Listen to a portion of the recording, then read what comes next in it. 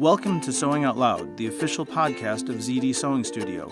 Here are your hosts, Zede and Mallory. Sewing Out Loud. Hello and welcome to the podcast. You guys need to write me in and let me know if that gets old, because I think that's how I've started every podcast episode. Yeah. And hello and welcome to the podcast. I'm Mallory Donahue. And I'm Zede Donahue.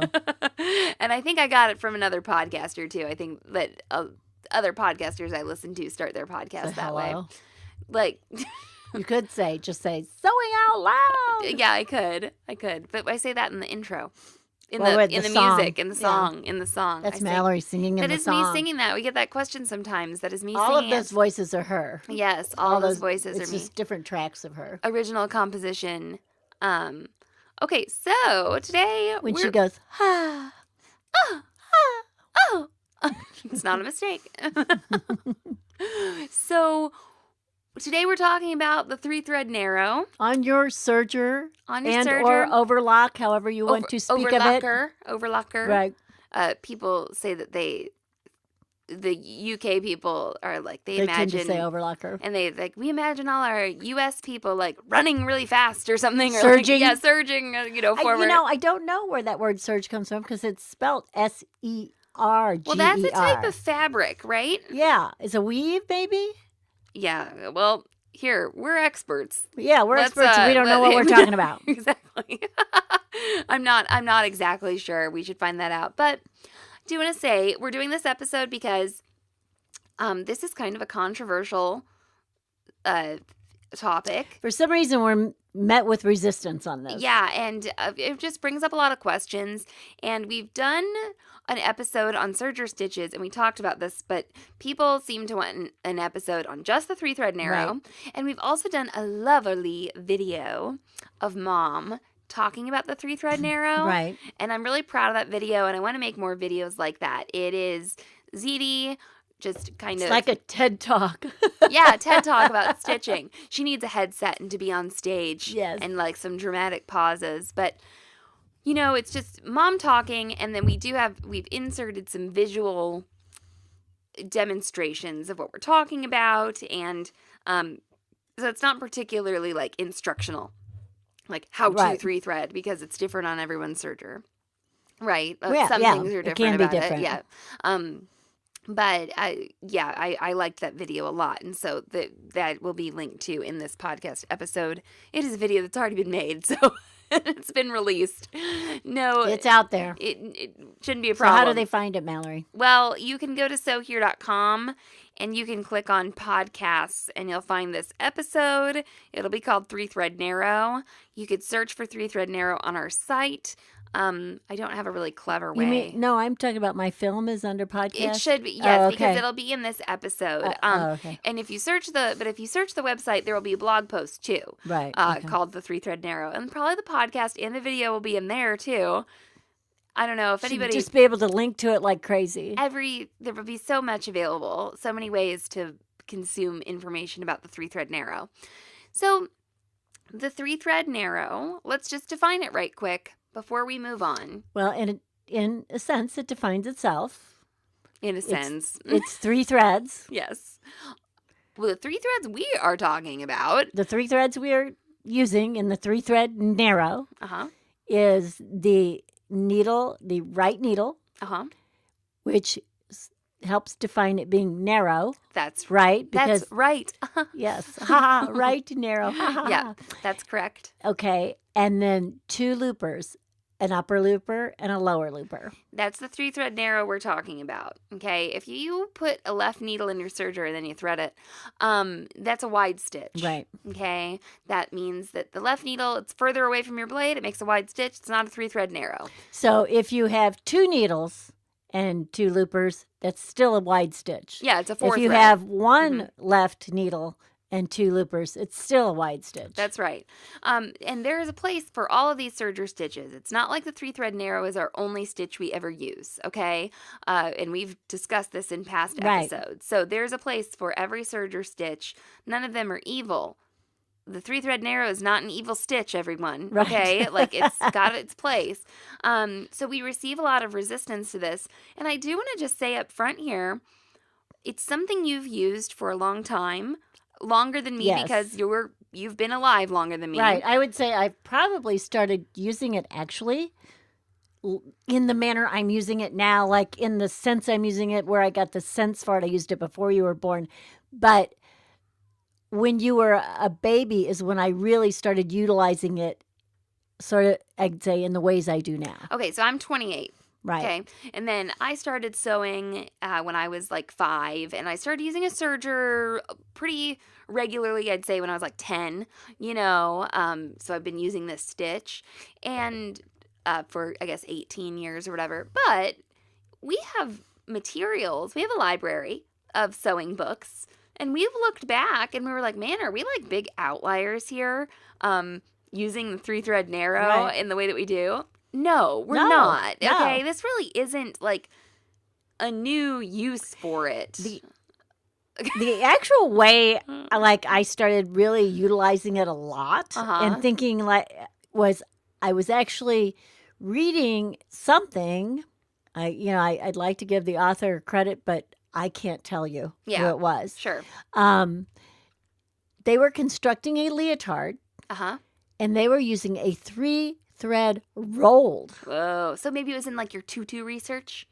No, it was before that because okay. I think I was making a leotard for like Hillary. Okay. You were tiny, figure so skating she was like 10. Right? Yeah, yes, she was yes. figure skating. She was figure skating at the time, so it was one of her little skirts. Or, we used to just make the little skirts that basically they had the panty and the skirt on them, and they would wear like a sweater, right? And they would wear tights. But so I made a lot of those, right, at that time. Talk about something that took no fabric and was really quick, right? But especially for a little kid. Well, and they cost an enormous amount of money to buy. Right. Just these little practice skirts. According to you, they cost a lot of money. You remember? No. I mean, right, because I could sell. It was like, no, there would be, that would have been in, what, the 80s? The late 80s. It was like $45 for this little skirt. Right. Well, and people didn't know what, like, spandex was. Well, people did not know the fabrics. It was not as common. Right. Yeah, no, people were not familiar. Spandex was just really getting more popular. Right. It'd been out for a while, but it was really, really now being used. So, yeah. So we've been using it for a long time. It's not new to use it in garment sewing like we do. And I've started writing a blog post that you haven't seen yet. Uh-oh. And I'm trying to work out why the sewing zeitgeist is like it is right now. Okay? Like, why is this discussion of the 3-thread narrow so incendiary at this point in the sewing dialogue or whatever, So why is it still an outcast and yes, why is it just an overcast? Oh, very nice. Very nice. So we use the 3-thread narrow to construct knit garments, activewear, swimwear, sleepwear. I'm looking at your nightgown. I just made a nighty gown. Right. This is probably going to be published in the month of making pants, but trousers, pants. But right now we're in month of making pajamas. I'm going to do it on a pair of pants, and next thing I'm making is a pair of pants. I'm wearing a pair of leggings made with the 3-thread narrow. What are we going to call those pants? They're not. They're joggers. Joggers. I was like, Mom. I was going to say runners. They're not sweatpants, Mom. No. They're runners. Joggers. Yeah. I don't even consider them that. They're still kind of close. Yeah. Whatever. We'll see. So we'll see what we make. Yeah. I wonder what it'll turn out to be. So when we use the 3-thread narrow to construct these knits, the 3-thread narrow is useful because it is the least stable stitch on the serger. So what she's saying is the stretchiest stitch. When I say least stable, that does not mean least secure. And it doesn't mean it's going to fall apart. That's right. So we want these stretchy fabrics that we're using to be able to stretch and move on our bodies. And we don't want to pop a stitch, and we don't want to pull a hole in the fabric. Yes, and we want to be able to like stretch on this little sports bra over our heads, and we want to be able to pull on these leggings and, pull, stretch. This fabrics we use, 50 to 75% stretch. Okay, that is almost, if you get a fabric that's 75% stretch, so at some point the fabric could almost double in its width. Well, it does. Okay, it does, yeah. That is, whoa, real stretchy. Now, I think a lot of people know, but let's talk about how if you construct something, a close-fitting garment out of stretchy fabric with a straight stitch, and then you go to wear it, the stitches will pop, right? They will pop. Because the straight stitch is not stretchy. Unless you were like the skinniest little tube in the whole world and somehow can wheel yourself into it without stretching anything. You don't have to be skinny. Your garment could be made with positive ease versus negative ease, right? It could be a garment that doesn't need to stretch. Right. Yeah. Okay. And we have heard this said. All T-shirts have negative ease. That is not true. No. All knit garments do not have negative ease. I mean, it's just whether it does or not. Right. Negative ease means that the measurement is less than the body measurement. So if your waist is 30 inches, a negative ease of 1 would be a 29-inch waist. Right. But you're putting the 29-inch waist on a 30-inch waist. That's right. And the fabric you've chosen stretches, so it's like, oh, good. I'm using the stretchiness of this fabric to sort of keep my garment in place. Right. To give me the fit I want. To ensure a close fit because I am being active, or I want this to be close to my body because it's an undergarment or it's a whatever, it's a swimsuit. I don't want it to be real loose because I want it to cover me or whatever. So just keep that in mind. So we're using this stretchy stitch, this 3-thread narrow on these garments. And we just use it. We've just been like using it and been going on our merry way. Baby clothes like crazy. Like little baby sleepers, little baby leggings, little baby hats. We've been going on our merry way, teaching this to people. Big people leggings, big people hats. Yep. Big people T-shirts. When we've had a sewing store, we've just been teaching this, just been doing it, We get on the internet. We have a podcast. And we have no trouble when we're teaching this in person. Sure. Nope, no problem. We get on the internet. We have a podcast. We start a Facebook group. We are on Instagram. And I'm not saying we're multimedia. Yes. And I'm not saying we're the most famous, sewing personalities out there, but we've just gotten to interact with a lot more people. And all of a sudden, we get all of this poor reaction to the 3-thread narrow. 3-thread narrow doesn't work. You can't seam with a 3-thread narrow. It falls apart. It doesn't lock. Yeah.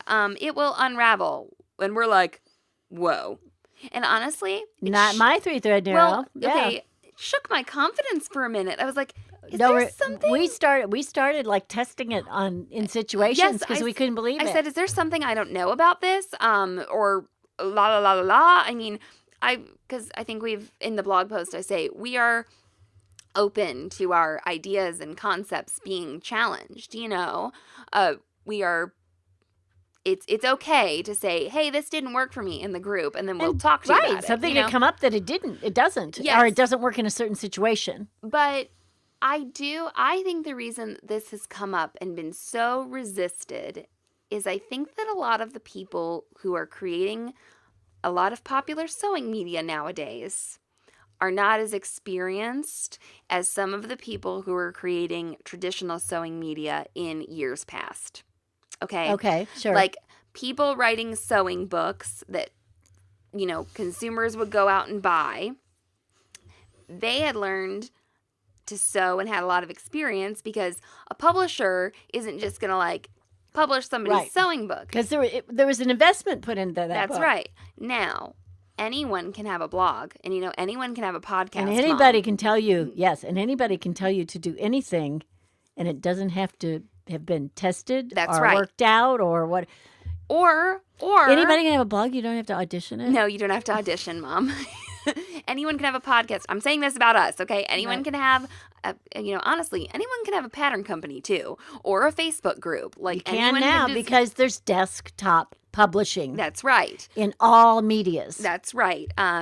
So I think that maybe some of these people have never even tried a 3-thread narrow. Okay, because basically, there's some crap out there that wasn't out there before. Exactly, and and it's in everything, cooking. Oh, sure. You know, we see it in like construction and in painting, things that we know. Do I sound like such a curmudgeon though with that whole explanation? Like, well, in the good old days, everyone It's not the good old days. It's not the good old days, but there has been a link taken out of editing, I guess. Yeah. What? Not just editing, but the proof is in the now.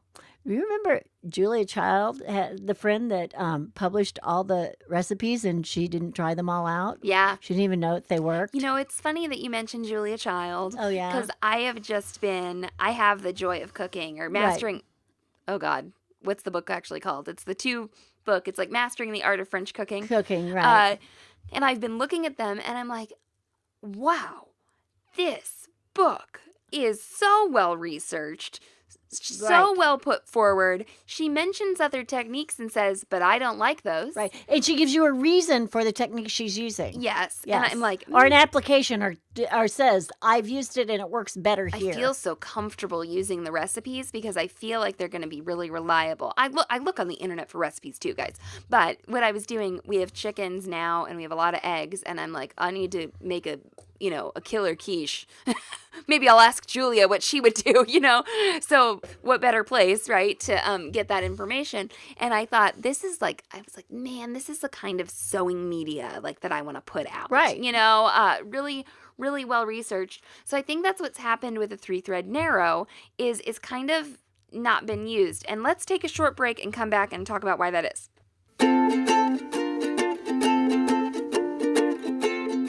Everybody, it's Mallory here in your message break, and I just want to make an announcement or a disclaimer or whatever we're supposed to call it, that we are going to start using affiliate links as a way to get support for the podcast and for our website and everything like that.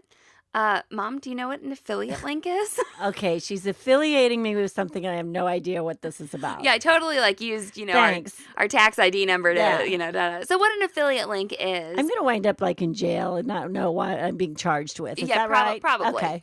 No, because we're disclaiming it right now. Oh, okay. Affiliate links. I'll just need a lawyer. I won't go to jail. Yes, okay. Yes. And we'll make money from the affiliate links to pay for the lawyer.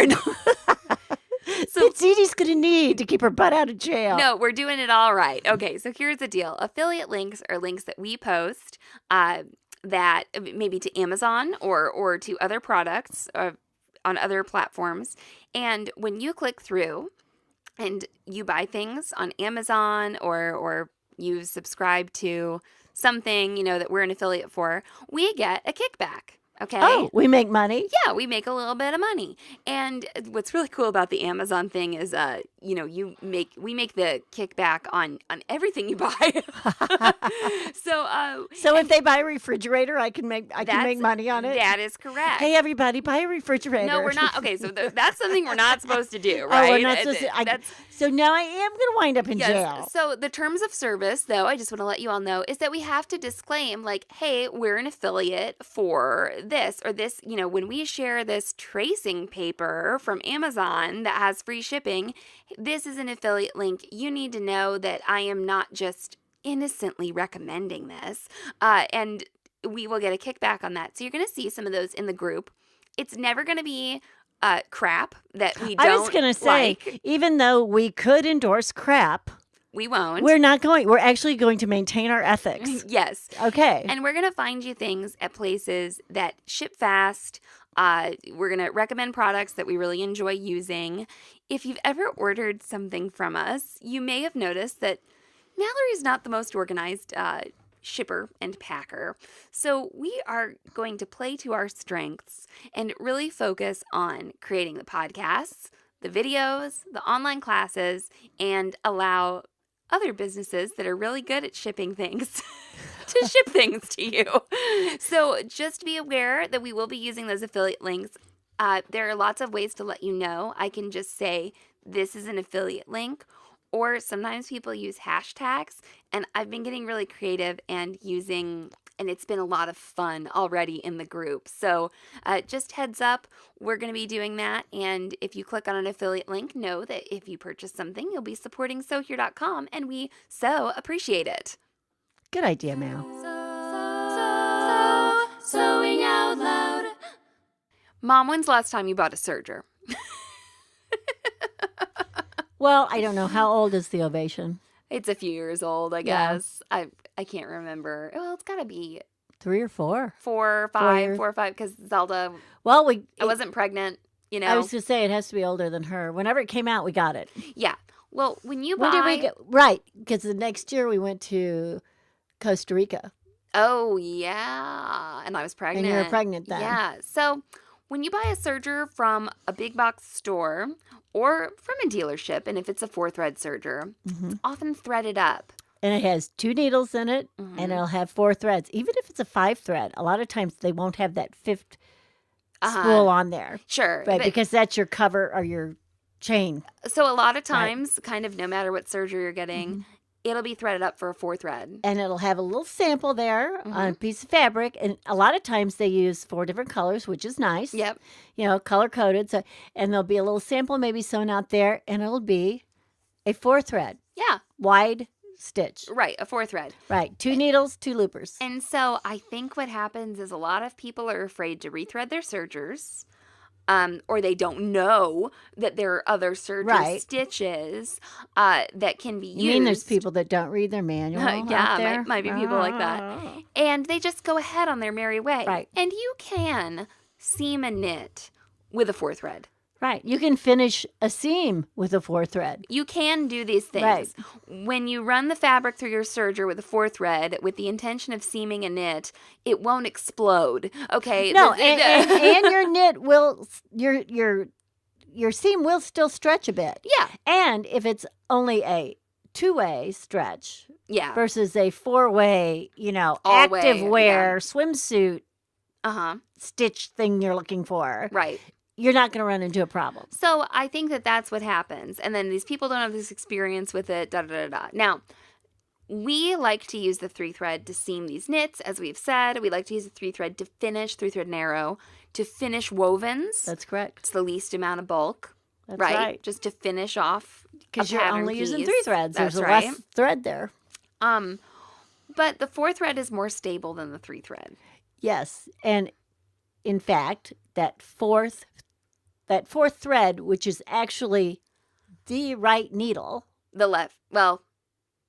No, the right needle is the stabilizing stitch. Okay. Yes. The left needle is making the seam. You're right. Yes. Okay. Yes. The right needle is the stabilizing stitch. Okay. And it does make it more stable. Yep. Okay. So it's less stretchy. That's correct. Okay. And that's okay if you're not looking for negative ease. Right. Or you're not stretching it in 4 directions. That's right. Right? Sometimes you're only stretching around the body and not on the lengthwise of the body. So people will say, well, what do you use? They've come to trust us. They say, how do you put your leggings together? How are you putting that nightshirt together? And we say 3-thread narrow. Right. Then they go to try it, and they will have some problems. Right. And we covered this in the video. So let's talk about some problems people have had with the 3-thread narrow. They have a problem with their stitches coming off the fabric, or they have a problem when they come to a seam intersection. Well, I call it that intersection problem. There you go. Okay. And what happens is it will seem maybe at the time they're doing it, but it comes loose later on them. Right. And they're like, why did this come loose or what? Well, more than likely, they did not catch enough fabric. Right. So when you're using a serger, the foot is down and the fabric is being run through, right? Okay. When you come to that 4-way intersection, you've got 2 seams, 2 overlock seams you're running over. Right. Now, ideally, in most instances, one seam can be going one way and one the other. Because that means, like, say your seams were going the same way. Right. That's 6 layers of fabric. That's right. Right. Now, I will say there's some things that, like on a raglan seam, sometime I want my seams going the same way. Sure. Okay. Like under the arm, I want them going the same way because I don't want, if I'm using color blocking, I don't want, the color to show through or something. Okay. But ideally, you have one seam laying one way, one seam laying the other, right? And then you're only going over three layers at a time. Sure. But still, there's a bulk there that comes up to your knife and to your presser foot feed dogs, right? So what will happen, because what happens is now you're going to have more pressure on that fabric because it's thicker. And what happens is that pressure pushes the fabric away from the knife. Yes. Okay. And what happens is you don't catch the right amount of fabric. Right. In your overlock stitch. And if you were using a 4-thread, the 4-thread and the inherent extra width of the stitch would save your bum. Sometimes keeps that from happening. Not always. Not always. But, it can. Plus, because you're using the 4-thread and it's wider, it will not creep out as bad either. That's just right. Because there's more thread on it. So this doesn't happen to us. And, well, it does happen to us, but we know how to stop it. That's what we know how to take care. We know how to accommodate it. Yes, exactly. Yes. Yeah, talk about that. Well, and people don't notice it happening to them. It's that minute. Right? It's just not a big, huge. Now, sometimes it's big, and all of a sudden your stitches are all, you're like, completely off the fabric. My stitches aren't even on the fabric. What happened here? And that can happen on one layer of fabric, too. Sure. So what happens when you get more pressure also?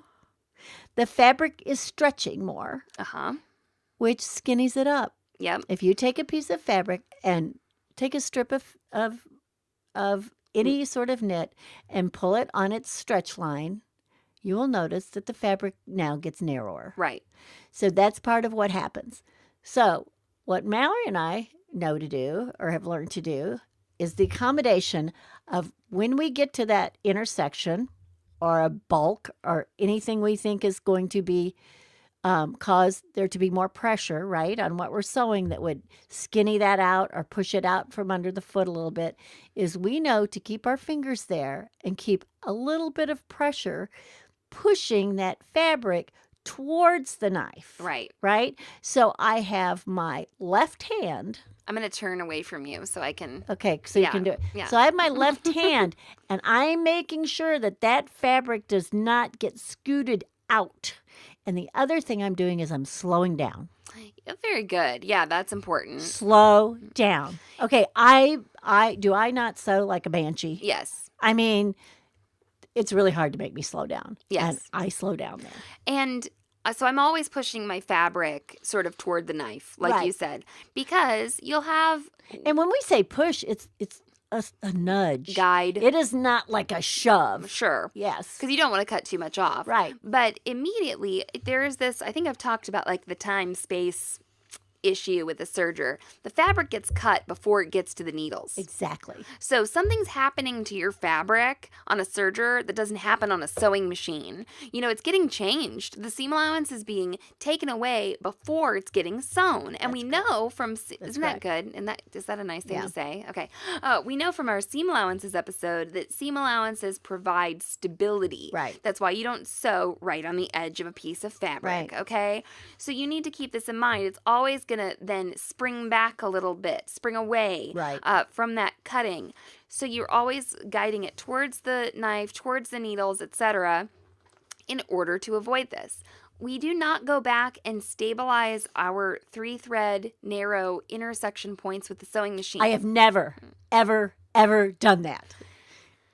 And I've never blown a seam out. If you need it, if there's something going on there, it's not bad, okay, but it's not necessary. I guess it shouldn't. I really don't. Actually, it can make your seam. It can make you have a problem. Yes. Okay. It can take away the stretch. It can take away the stretch, and you can start developing a hole or a pull somewhere else. Okay. And I have taught. I have this flashback every time we talk about this. When we talk about the blade, I've taught people to use sergers other than the baby locks. Okay. And I haven't used every single serger on the market. I have used a lot of sergers. Okay, then talk to me about high quality, low quality, industrial. The way the blade is on these baby locks. Right. the blade on like the Ovation, the Imagine, those higher end baby locks. Right. Okay. The upper blade is actually attached to the machine down below. Right. It comes up from the bottom instead of coming over on an arm and coming down. Okay, so it's like a hook. Yes. It comes up and goes down. Yes. It comes up and goes down. Yes. Versus what is on a lot of other sergers, it's just a straight blade coming down from the top. Right. So the blade on the baby locks is actually much more similar to a scissor. Yes. Coming down. All sergers have lower blades. You might not. Your lower blade is your blade that doesn't move. Stationary blade. It is often made of a harder metal than the upper blade. And you rarely change the lower one. Yes, because it doesn't wear out. The upper blade is made of a softer metal, it's also the one that's moving. Yep, right. And so if you sew over a pin or something, your upper blade gets damaged.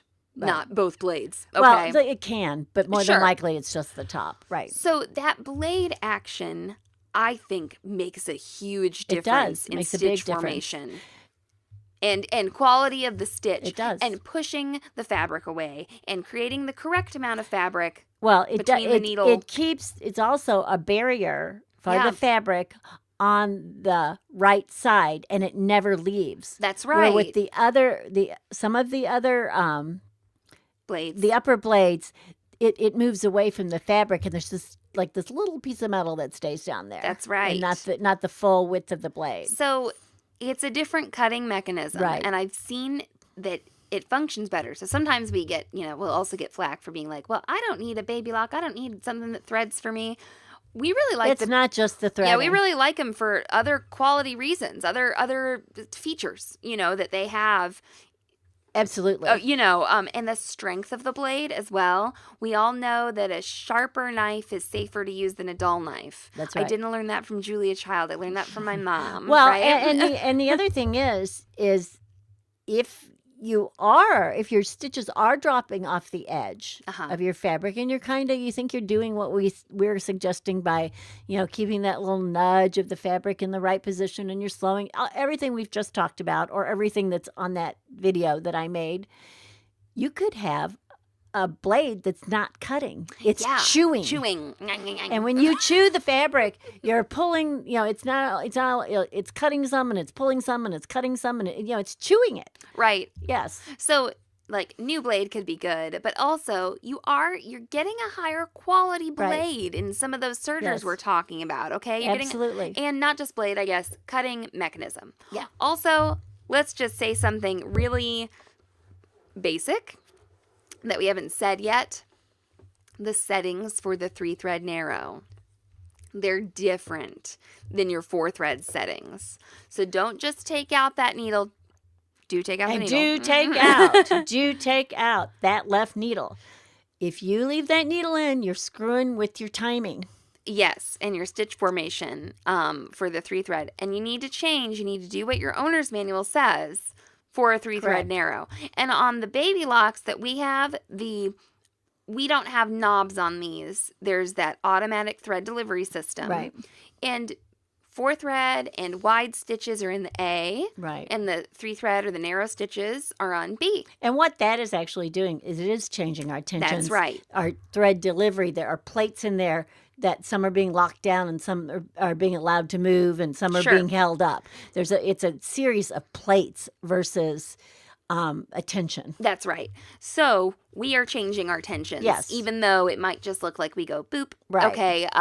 That is happening. And you may change your width and all that jazz. Now, I've seen some people say, well, I used a 3-thread narrow, but then I moved my blade. Okay? Yeah. And then you and I kind of got in this little, not like an argument. Right. Okay. But we were talking about the nature of the stitch width. Right. On different sergers. On the baby lock, the stitch width is connected to the knife. Yes. Okay. The knife and the stitch finger will move. They will move. As you move the knob. And I used to tell people that. They'd say, which one's the length and which one's the width? I said, well, if you really can't remember, move one. Yeah, move and you'll see it. And if the blade is moving, that's your width. Okay? Right. Now, the reason that matters, though, when your blade moves or not moves, And I can put my blade, let's say, on the setting Baby Lock tells me. Yeah. And then it looks like I have too much fabric, say, in my overlock, right? That it, the stitches have formed around, and say it looks like it's tunneling or something really bad, like it's and it's too bulky in there. I may have to cozy up my needle some because my fabric might be too thick. Gosh, I've never had that happen. Have you ever had that happen? Yeah. I'm just saying, but it's on something that's not what you would consider an overlock fabric. Okay, well, I want to talk about people. Right. Good point. Right. I do want to talk about people who are like, set it for a 3-thread narrow and then just move your knife. You don't want a bunch of extra fabric up in your seam allowance. Nope. Because you'll get what I just said. Yes, the tunneling. You'll get this tunneled, rolled stuff, and so you'll have this, talk about a wad of fabric at your intersection. Yep. Then you're really messed up. Okay, so it should lay flat. It should be non-bulky. It should be smooth. That's not a great way to correct. It is not a way to correct. It's not. It's wrong. It's not a good way to correct because it's incorrect. You're going to create a problem. Well, and here's the other thing. Then you're changing the tensions on your loopers basically when you're doing that because it's going around too much fabric. We get so passionate about this stitch, but we do want to say that we welcome conversation about this. Right. And so if you post in there and you said, I have this problem with the 3-thread, we'll help you. And then people in there will be like, you can't use that. And then we'll argue with them, okay? But you can you can be the OP, the original poster. And I want to... People really get mad about it. They do. And apparently there's some other sewing groups that get mad when you recommend this. I don't know. I don't recommend things in other sewing groups. But other people have. I don't talk about other sewing groups. I just don't. Whatever. I'm in the LA Finch Fabrics group. That's I'm different. in that group. Yeah. That's different. Yeah. Okay. But I wanna it's call. So queer. I wanna call out. Is that it? That's not the group. Yeah. What? That's that's Instagram her name. hashtag. Yeah. But we're in the LA Finch Fabrics Facebook group. Yes, we are. Yes. So when I want to call out or feature or whatever Jen, who changed her Instagram handle. She is now Maker Heart, and she said, I sewed this hoodie together or whatever. I think I pictured a kid's hoodie, and she put a bottom band on it with a 3-thread narrow, and she goes, it came apart in the wash. Yeah, well, then it would have come apart eventually, no matter what. She was like, what did I do wrong? Right. And so then we want to talk to Jen about we addressed it. We said, check this and check this and check this. But then some people in the group were like, you can't use that to seam. And I wrote in the blog post that I'm writing, I said, if this stitch is a stitch that came apart in the washing machine, then the sewing industry wouldn't call it a stitch. That's right. Okay, and just to clarify, I'm not criticizing Jen. I'm saying that there was a response to her experience where people said the stitch was inappropriate for construction. So I just thought of this example. Yeah. To try and prove my point or back my point or, whatever. Go for it. Yeah, the leggings class. Okay, I developed that leggings pattern and how to fit it and how to measure for it and everything when I had to make leggings for teenage boys. Right. Okay. It was men in tights. Uh-huh. And so I had to fit boys who'd never worn tights. One of them, I think Morgan had worn tights. He is now a professional ballet dancer. But he's the only one that ever had worn tights. I mean, I had football players. I had boys that weighed like 190 pounds, and I had boys that weighed 135 pounds. Uh-huh. And their parents seemed to be really worried about if you would be able to tell their religion from the stage. Voluminous genitalia? Yes. Uh-huh. Yes. Okay. So there were all these... I just want to say high school where boys can weigh like 90 pounds and like did. 200 they pounds, did. They did. You get such a range. range. They went from, I think, 135 to like 185, something like that. And some of them were like 5'4", and some of them were 6 foot. Yep. Yeah. But anyway, and had never worn tights before, and quick changes were involved. Right. Now, not a real quick change, but they did sometimes. They were in two groups, and sometimes they had to put these on, and they couldn't be worn under the other costume. Sure. Okay. We did wear them under, when it was in their show, these tights were worn under another pair of pants, and they just ripped off the top pants. Okay. I sewed these with a 3-thread narrow. And they're still alive, I believe, like 30 years later or whatever it is, 20 years later. Did you mention that this was Men in Tights? Yes. So can you imagine, if you will, a wide range of size teenage boys like kneeling and jumping and singing and it was the putting them on. Oh, okay. I mean, okay. At one point we had a lesson, okay? And I had to go in, and everybody's in their whitey-tighties, and we decided everybody's parents thought this would be okay, but we got this all. And I went in with all the boys in the whitey-tighties, and we all sat down and learned to put on tights. And you rolled up the you gathered up the thing, put it on, right, and all this. I had to teach Derek how to do that with Zelda. Right. Because he's trying to just put her leggings on. They don't know how to put on tights or stockings. Right. So anyway, those were sewn with the 3-thread narrow. Okay. And not only, like I said, honestly, the performing wasn't the hard part. It was the putting them on and then where we found them later. Like, we would find them like they'd been wet in somebody's trunk for a week and now we had another performance or something. They lasted. Yes. Okay. And they're still out there from what I believe. Another thing I want to say about they lasted because I used good thread too. Yeah, that's true. And everybody... They really try and sell you some crappy serger thread out there. And how you can tell is it's fuzzy. Yeah. And it's not woolly nylon. It's the plain thread, and it's fuzzy.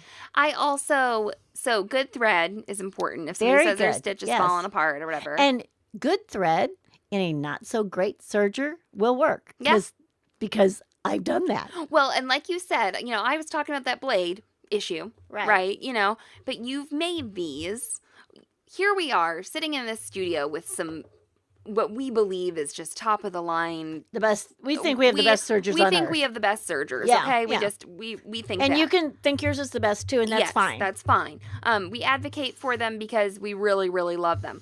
But you can do this on another serger. Yes. You have, and I have. Yes. But we have seen how those function. So the reason we brought up this, the reason we had to do this episode, is because we just had no idea. Because we have to have something that we can post in that thread when everybody says it doesn't work. That's right. That's right. So, and I have people that think that I am superhuman once they have done the 3-thread narrow and listened to what I said and made it work. And then they say it's a life changer. Okay, so when you do work to make it work, you do need to test your stitch. Yes. How do you test a serger stitch? Well, you thread. Okay. By virtue of what your manual has told you to do, correct? Mm-hmm. And then you test it.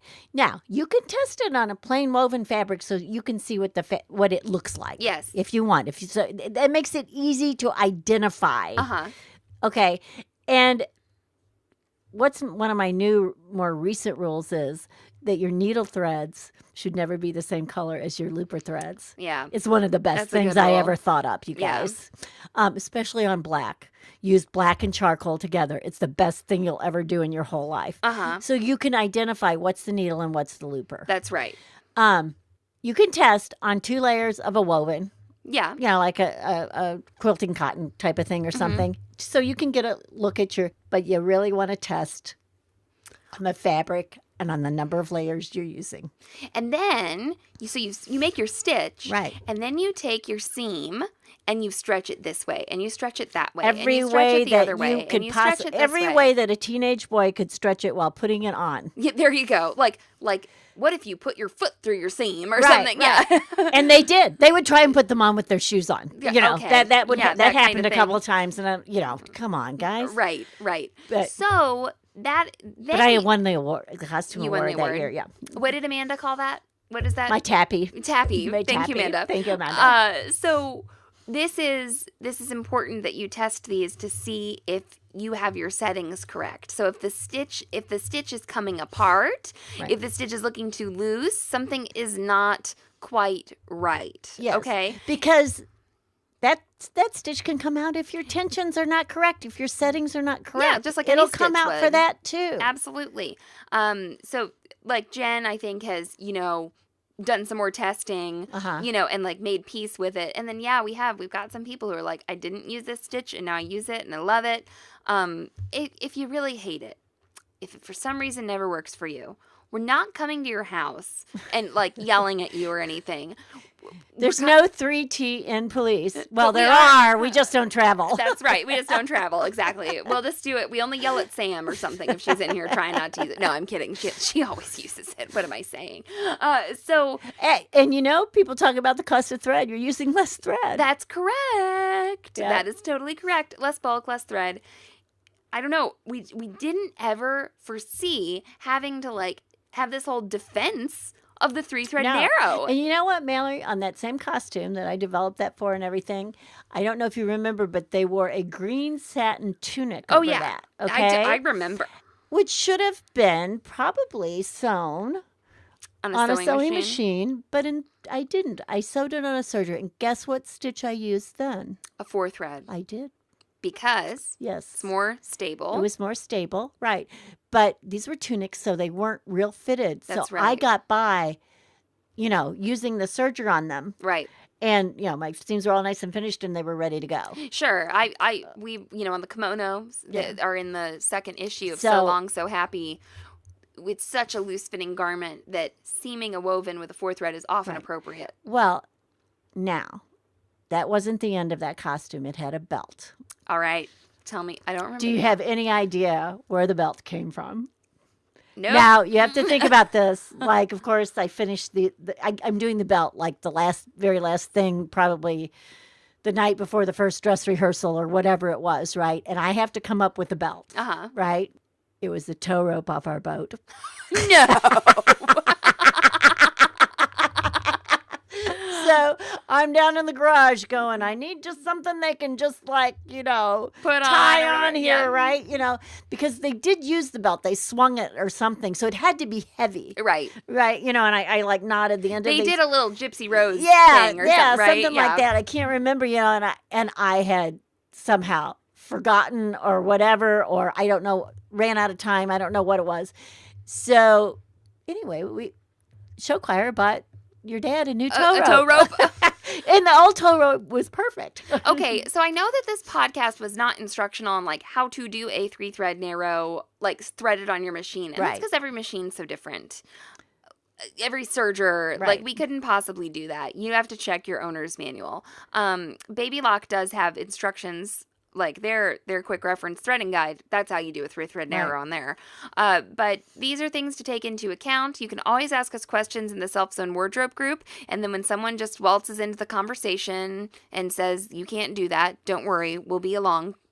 And we now have plenty of media to back it up. And there are other stitchers who've seen our responses and I think have done a really great job. Yes, I know. I think that everybody deserves something like a diamond tiara or something helps us out. That backs us up on this. And I'm holding here a sample. Yeah, what are you doing? I'm just stretching a 3-thread narrow seam, Mom. It's just what I like to sit around and do. Just enjoying it. Yeah, and the only time I see a stitch is when I'm pulling this apart so hard. Right. Well, you'll see that in a 4-thread narrow. But a 4-thread. Yeah, I just barely see it. It's just the fabric stretching like we want it to. Sometimes you see the stitch because of the character of the fabric, too, and not the character of the stitch. Yes. And this says Maxi Lock Stretch, another episode.